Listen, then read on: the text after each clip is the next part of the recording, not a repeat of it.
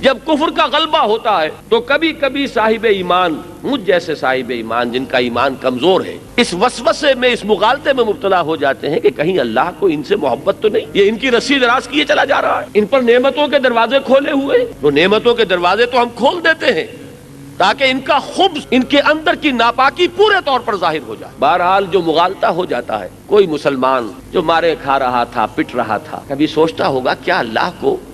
ابو جہل سے کوئی محبت ہے کہ اس کا ہاتھ شل نہیں کر رہا، اس پر فالج نہیں گر رہا، یہ کس زور شور کے ساتھ کوڑے برسا رہا ہے سمیہ پر رضی اللہ تعالی عنہ، یہ کس طرح آزما رہا ہے اور کس طریقے سے تکلیفیں پہنچا رہا ہے حضرت یاسر کو رضی اللہ تعالی عنہ۔ اللہ قادر ہے کہ اس کے ہاتھ کو شل کر دے،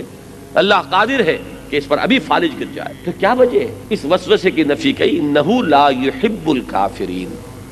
انہیں کافروں سے کوئی محبت نہیں ہے اللہ۔ ہاں دو چیزیں ذہن میں رکھیے، ایک تو رسی دراز کرتا ہے دنیا میں، اور دوسرے یہ بات بھی اپنی جگہ ہے کہ اہل ایمان کی تربیت اسی میں ہے، ورنہ خام رہ جائیں گے۔ خام ہے جب تک تو ہے مٹی کا ایک انبار تو، پختہ ہو جائے تو ہے شمشیر بے زنہار تو۔ اور ایک بات اور فلسفے کے اعتبار سے جان لیجئے، جب تک کہ کوئی گروہ ایسا سامنے نہ آ جائے صاحب ایمان لوگوں کا جو کوالیفائی کرتا ہو کہ وہ دنیا کے انتظام کو سنبھال سکتے ہیں، اس وقت تک اللہ تعالیٰ کفار کے حوالے کیے رکھتا ہے۔ لیکن اگر کوئی گروہ ثابت کر دے اپنے ایمان، اپنے عمل صالح، اپنی تنظیم، اپنے ڈسپلن، اپنے ایثار، اپنی قربانی، اپنے صبر، اپنے ثبات، اپنے استقلال سے کہ وہ اب کوالیفائڈ ہے، تو اللہ تعالیٰ کو ہرگز ان کفار سے کوئی محبت نہیں کہ دنیا کی امامت اور دنیا کی قیادت ان کے حوالے رکھے۔ لیکن بہرحال اگر نہیں ہے کوئی ایسی جماعت اور ایسا گروہ اور ایسی امت تو ٹھیک ہے، دنیا کا انتظام تو اللہ نے کسی سے کرانا ہی ہے۔